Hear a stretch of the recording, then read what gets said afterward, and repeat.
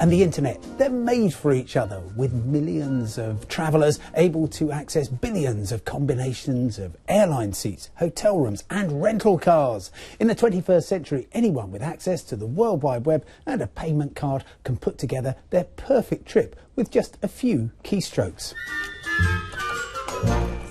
But with this opportunity and the increasing pace of life comes a range of risks. Here at Fast Track, we're aware of many cases where passengers have booked flights for the wrong day or the wrong departure airport. And even if you get those right, you can get the name wrong by reversing the first and last names. A woman using her married name when her passport is in the maiden name, or a simple typing error. Until this year, though, we hadn't heard of such extreme consequences as one missing letter from a name that cost the customer $1,300. That's £825. Lynn Booty and her husband Christopher from Sussex were planning a dream trip to Australia. Well, we had some really exciting news that our daughter out in Australia was about to get married. Unfortunately, she said it's within the next sort of 8 weeks, so sort of panic. I thought we need to book. Always book through Expedia. Got online, booked our flight with Emirates. Thought no more of it. Got the itinerary back. Then noticed a spelling mistake in my husband's name. The T was missing out of Christopher. The next morning we contacted Expedia, who said they couldn't do anything because Emirates wasn't operating that day. It was a Sunday. And so my daughter said, oh, I think I'll go into Emirates site, because you can actually make amendments on the actual Emirates site.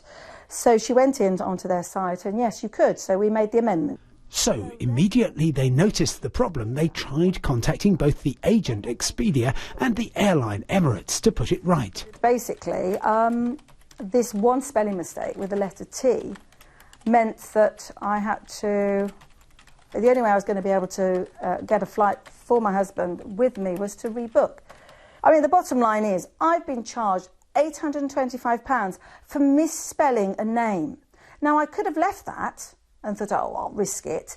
But Emirates said, there's every chance your husband will not be allowed into Australia if the name on his ticket doesn't match the passport. I think that we can't be the only people who make a mistake, and I believe, you know, that there ought to be something there to resolve mistakes like this that are corrected in a very short time.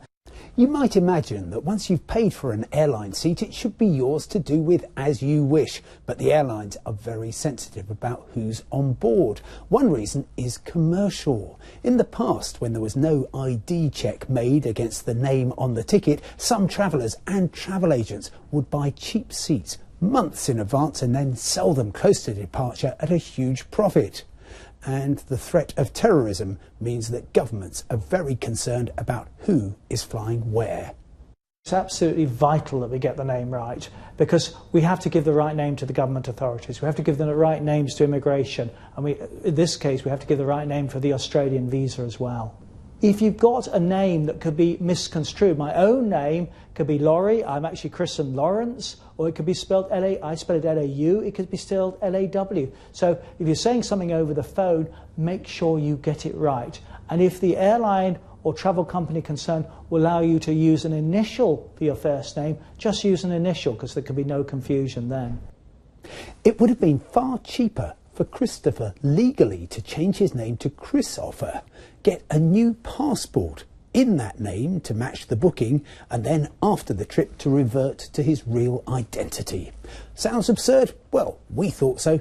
Fortunately, after Fast Track got involved, Emirates decided to give the couple a full refund. Oh, hello, is that Lynn? It's Simon here.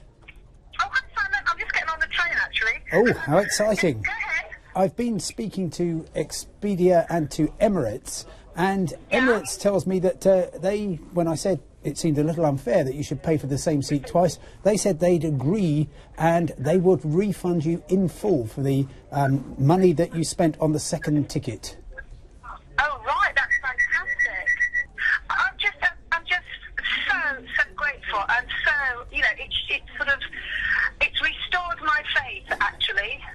This was an unfortunate case in Lynn Booty's case, because what happened there is unfortunately called the wrong phone number. And we're taking that up locally with Expedia, who are the booking agents, to make sure in future they get it right. The couple will now be able to afford a proper wedding present for their daughter. But why did they have to go through such stress? In my experience of such cases, when there's an agent involved as well as an airline, they will often blame one another. Expedia told us, "Our agent double-checked with the airline and was advised by our airline contact that a remark would be placed on the booking to amend the name, but that travel could not be guaranteed other than by cancelling and rebooking. So we're very pleased that Emirates has now been able to resolve this with the customer." What do other airlines do when things go wrong? Qantas of Australia and British Airways both have a cooling off period in which any mistakes are put right free of charge. American Airlines says legitimate changes to a passenger's name will be accommodated, and Virgin Atlantic will correct mistakes for a flat $50 fee up to 2 hours before departure. Back in West Sussex, Lynn and husband Christopher are going ahead on their 10,000-mile trip to Melbourne for what we all hope will be one of the happiest days of their lives, to see their daughter Victoria get married.